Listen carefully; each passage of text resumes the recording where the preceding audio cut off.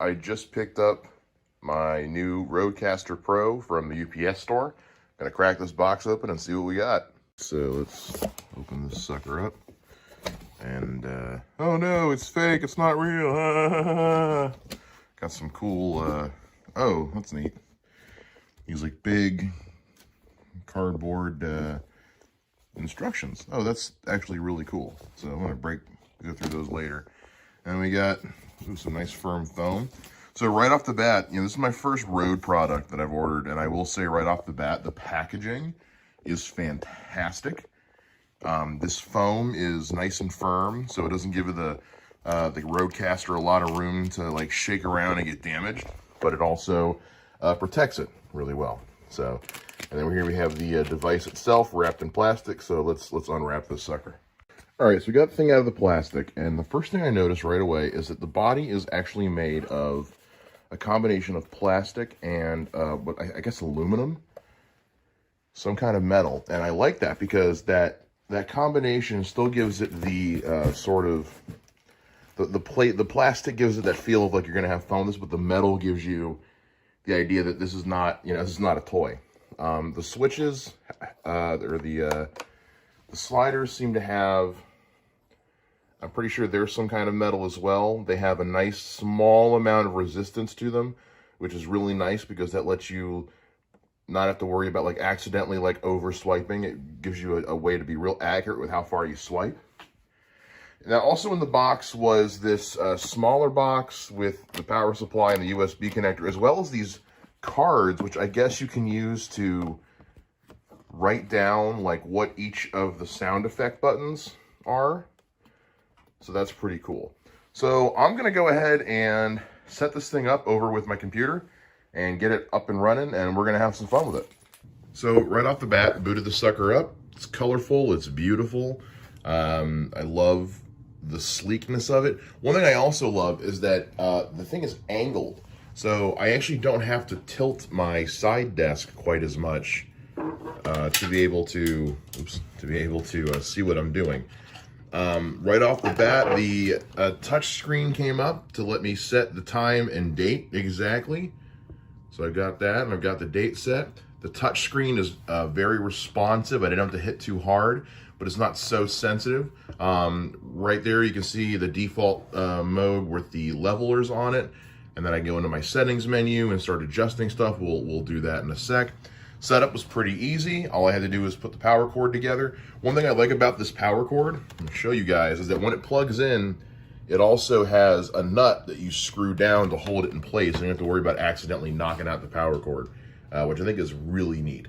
I've got everything else kind of plugged in. There's a master headphone jack down here that you can plug into in the front, as well as the 4 individual ones we have up here in the back. We've also got the master sound output, which goes to the speakers. I've got my my Shure SM7B plugged into the main channel, and getting it set up was pretty simple. Once you plug it in, you can go to your settings and go to your channels and go to your microphone, and then you get all your settings for here. Since I'm using an SM7B, I have to activate the phantom power because it's a microphone takes a lot of juice. I've also got my cloud lifter. You can set the levels for the individual microphone. You can even set up what type of voice you have. So I have a deep voice with I put strong, I might switch that to medium, so it kind of gives an idea of what kind of voice you have and will compensate. You can also turn on a compressor, a de-esser, a noise gate, a high pass, all kinds of extra effects. And when you're done, go back to home. And if you want to go to the settings for a specific microphone real easy, just hit the button for that microphone and you're there. So that's cool. And then with this button here, I can mute it so I can't hear the audio. And then what I can also do is I can turn on this preview button, which lets me hear the audio of the microphone, but it won't necessarily get recorded, which is cool. So right now what I'm doing is I am installing the companion app on my computer so that I can get the latest firmware and get everything fully updated and then have some more fun with this thing. Getting the firmware updated is pretty easy. It detected my Rodecaster Pro right away. It's installing the new firmware and rebooting the machine for me. So that's gonna be a lot of fun. one of the things that's great about this companion app that comes with the Rodecaster Pro when you install it is actually a little sound effect controller that you can set up the colors, first of all, and then also what the sound effect will be. So you can program each of those. So right now, the red one, it says intro, outro. I'm going to change that to this light blue. And now you see the button is light blue. I'll change it back to red though. And you can tell it whether you want it to latch it, pause it, replay it, play it constantly. You can also set up how you want the sounds to go, and then you can name it as well. So that's pretty cool. And then you can also organize your podcast if you use the micro SD mode, which is a cool feature that the Rodecaster Pro has. You can plug in a micro SD card into the back and actually record shows directly to the SD card without even having to be plugged into your computer, which is a lot of fun. I've got my Adobe Audition opened up, and I'm going to play around with the Rodecaster Pro. So I've been using Adobe Audition for a while now. My old mixer, the one that is sitting over there somewhere, is a Behringer, and I really like the Behringer. And the main reason I got it is because at the time I was doing a lot of audio stuff here in the studio, like having musicians come over and record, and I was doing big group podcasts. I don't do that as much anymore. So I felt like the Rodecaster Pro was both an upgrade and a downgrade. It was a downgrade in the sense of the simplicity of the whole thing, to where I don't have to worry about, I don't have a gazillion dials and complicated button combinations I have to hit to get what I want. It's very straightforward. I've got what I want here, but it's also an upgrade in terms of what I can do long term with podcasting, being able to do podcasting on the road and have a little more creativity. I can increase my show quality with like the sound effects and stuff like that, so I'm looking forward to that. But one of the big issues I had with my Behringer is that there was this constant electric hiss. No matter what I did, there was always a hiss in the background of everything I recorded, every podcast. One thing I noticed right now, you guys can't hear this, but I actually have my headphones plugged in and the microphone turned on so I can hear myself right now. And what's great is I don't hear any hiss in the background at all.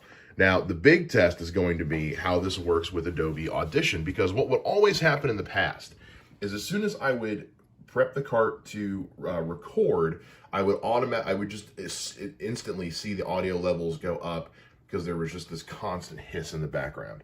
So what I'm going to do now is I'm going to prep it for record, and we're going to see what happens. Nothing. Not until I talk. But you see, there's none of that white noise happening in the background. There's none of that hiss happening in the background. You only see the levels go up when I'm speaking into the microphone. That makes me so incredibly happy because I'm an audio snob. I can't stand electronic hiss in the background. So now I've got this thing set up, and we're going to record a little bit, and I'm going to let you guys hear what I'm recording. I'm going to overlay it with the audio. All right, so the audio that you should be hearing now is actually what's going in through the Shure SM7B into the computer through the Rodecaster Pro. So I notice right now that I can actually probably turn this up a little bit and give myself some more volume. This is a microphone, and with my voice style and this microphone style, I tend to start on the low end as far as volume goes and then turn it up until I get it to about where I want it to be.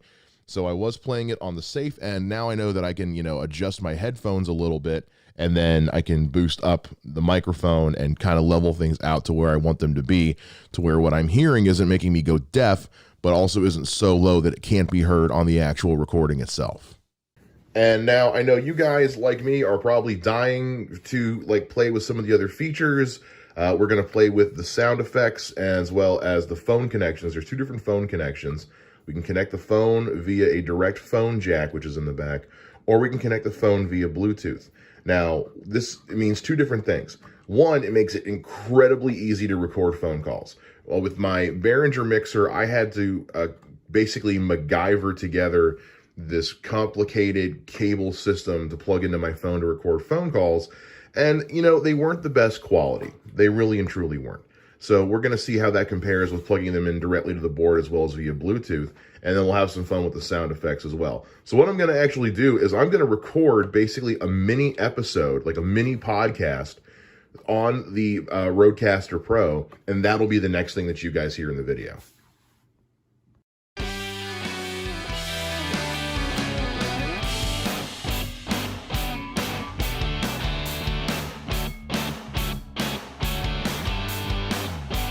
What's going on, everybody? Welcome to the test episode of the new Rodecaster Pro here in the Basement Lounge studio. I am your host, Mike Shea. Hopefully you guys can hear me loud and clear. Hopefully this isn't too loud. I'm seeing a little bit of peaking on the overall audio, so I'm going to pull things down a little bit. I'm currently playing this music that you're hearing off of the sound effect pad that I have here. Off the red button. So we're going to let that finish playing out and see what happens. In the meantime, yeah, I'm talking to you guys through the Rodecaster Pro. I've got my Shure SM7B microphone being used.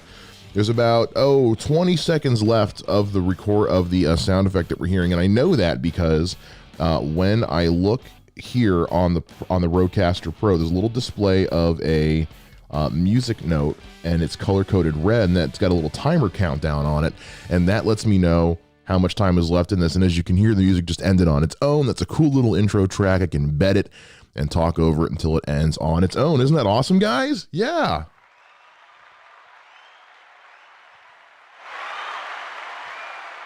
All right, so that was our applause track, and then we've also got a...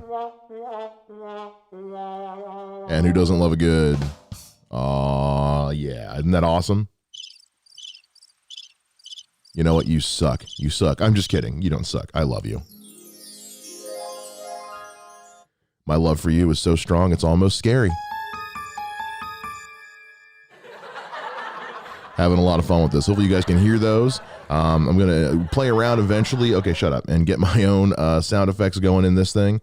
So what I'm going to do now is I'm actually going to get this thing connected via Bluetooth to my phone.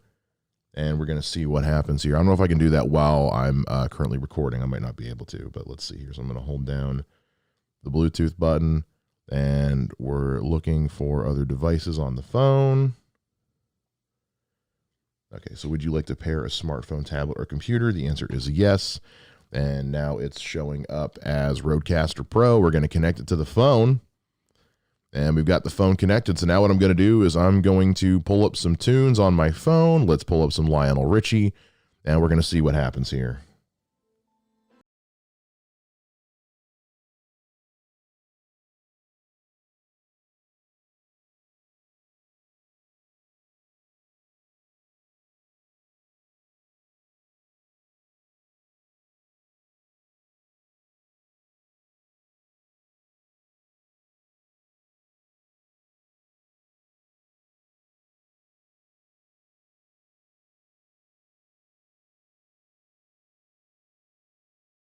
That audio quality sounds really good coming off the phone through the Bluetooth.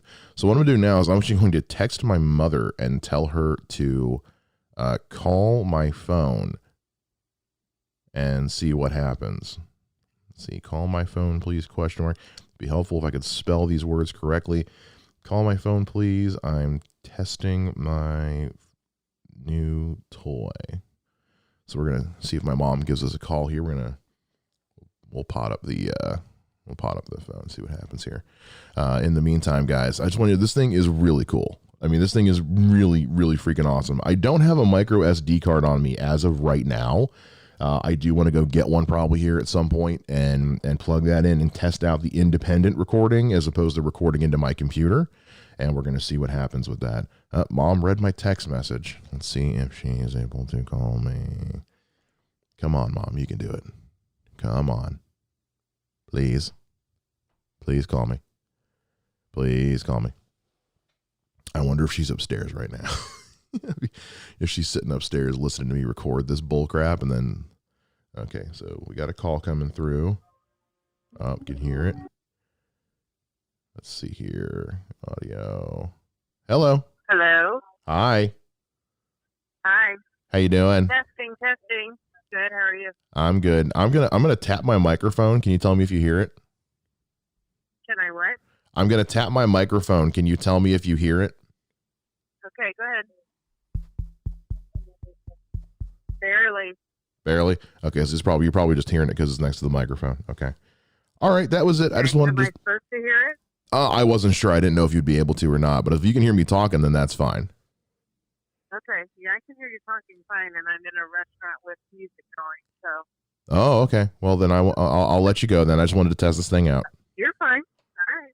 Love you, Mom. Love you too. Bye. Bye. So there you go. So we know that with the Bluetooth connection that the microphone direct audio doesn't go to the phone. She's still hearing me over the actual phone itself. So the Bluetooth function acts as an input to the phone only, not an output to the phone. What I want to do next is I want to find a way to connect my phone to the actual direct connection in the back of the Rodecaster Pro. And we'll do that on a different episode, a different one of these, and then we'll be able to see if that changes how the input-output works on the phone. But either way, I got to tell you, the quality on that call sounded pretty good.